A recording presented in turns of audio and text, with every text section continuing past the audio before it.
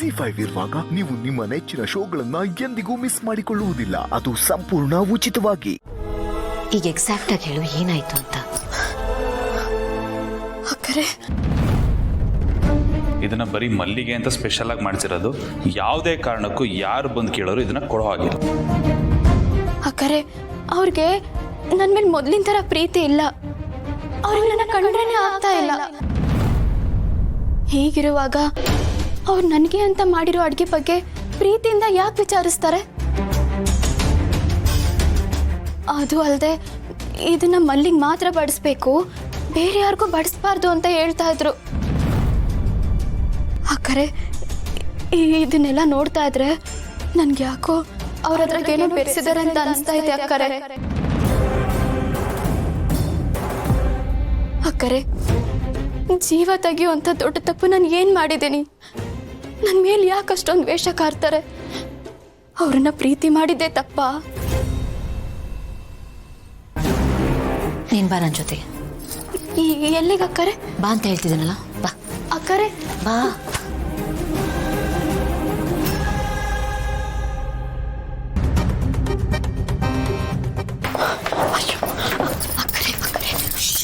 ನಾನು ಏನೇ ಹೇಳಿದ್ರು ಸುಮ್ಮನೆ ಇರು, ಓಕೆ? ಮಲ್ಲಿ, ಏನ್ ತಾನೇ ಮಾತಾಡ್ತಿದ್ಯಾ ನೀನು? ಏನ್ ಹೇಳ್ತಿದ್ಯಾ ಅಂತ ನಿನಗೆ ಅರ್ಥ ಆಗ್ತಿದ್ಯಾ? ನೋಡು, ಮೊದಲು ಈ ವಿಷಯನ ನಿನ್ನ ತಲೆಯಿಂದ ತೆಗೆದುಹಾಕು. ಆ ಥರದ್ದೇನೂ ಇಲ್ಲ. ಭೂಮಿಕಾ, ಏನಾಗ್ತದೆ ಇಲ್ಲಿ? ಏನಿಲ್ಲ ಅತ್ತೆ, ಇವಳಿಗೇನೋ ಕನ್ಫ್ಯೂಸ್ ಆಗಿದೆ. ಇವಳು ತಿನ್ನೋ ತಿಂಡಿಯಲ್ಲಿ ಯಾರಾದರೂ ಏನಾದರೂ ಕಲ್ಸ್ಕೊಟ್ಬಿಡ್ತಾರೆ.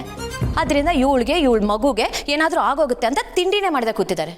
ಇಂಥ ಸಮಯದಲ್ಲಿ ಹಚ್ಕೊಂಡಿರ್ಬಾರ್ದಲ್ವಾ? ನಾನು ಎಷ್ಟು ಹೇಳಿದ್ರು ಕೇಳ್ತಿಲ್ಲ. ನೀವೇನಾದರೂ ಹೇಳಿಯತ್ತೆ. What nonsense! ಏನು ಹೇಳ್ತಾ ಇದೀಯ ನೀನು? ಅಲ್ಲ, ನಮ್ಮ ಬಗ್ಗೆ ಏನು ಅಂದ್ಕೊಂಡಿದ್ಯಾ ನೀನು? ನಿನ್ನ ಊಟ ತಿಂಡಿಯಲ್ಲಿ ನಾವೇನಾದರೂ ಬೆಳೆಸ್ಬಿಟ್ಟು ಕೊಡ್ತೀವಾ? ಅಂಥ ಚೀಪ್ ಮೆಂಟಾಲಿಟಿ ನಮ್ದಲ್ಲ. ತಿಂಡಿಯಲ್ಲಿ ಪ್ರಾಬ್ಲಮ್ ಇಲ್ಲ, ನಿನ್ನ ತಲೆಯಲ್ಲಿದೆ. ಮೊದಲು ಆ ತಲೆಯಿಂದ ಕಿತ್ತು ಹಾಕೋದು. ಇದೇ ಮಾತನ್ನ ನಾನು ಅವಾಗ್ಲಿಂದ ಇವಳಿಗೆ ಹೇಳ್ತಿದ್ದೀನಿ, ಆದರೆ ಇವಳು ತಲೆಗೆ ಹೋಗ್ತಿಲ್ಲ.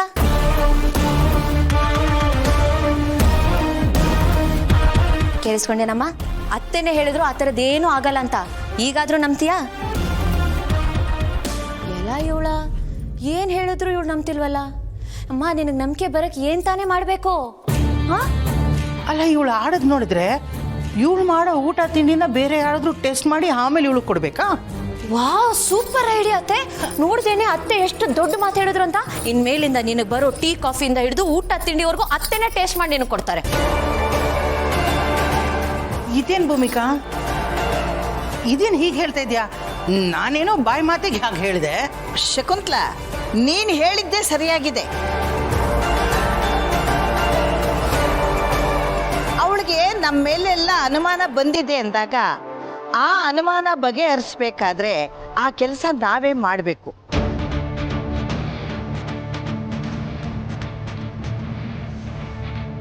ಅವಳು ಊಟ ಕೊಡ್ಲಿ, ತಿಂಡಿ ಕೊಡ್ಲಿ, ಅದನ್ನ ನೀನು ಮೊದಲು ತಿಂದು ಪರೀಕ್ಷೆ ಮಾಡಿ ಆಮೇಲೆ ಅವಳು ಕೊಡು. ಆಮೇಲೆ ಈ ಸಮಯದಲ್ಲಿ ಅವಳು ಹೇಗಿರ್ಬೇಕು, ಹೇಗಿರಬಾರ್ದು ಅನ್ನೋದನ್ನ ನೀನು ಅವಳಿಗೆ ತಿಳಿಸ್ಕೊಡು. ಯಾಕೆ ಅಂದ್ರೆ ನೀನು 4 ಮಕ್ಕಳು ಎತ್ತವಳು. ಶಕುಂತಲಾ, ಅವಳು ಬಸ್ರಿ ಇರುವಾಗ ಅಷ್ಟೇ ಅಲ್ಲ, ಅವಳು ಬಾಣಂತಿ ಇರುವಾಗಲೂ ಅವಳಿಗೆ ಎಚ್ಚರಿಕೆ ಕೊಟ್ಟು ತಿಳುವಳಿಕೆನ ನೀನು ಹೇಳ್ತಾ ಇರಬೇಕು. ಅರ್ಥ ಆಯ್ತಾ?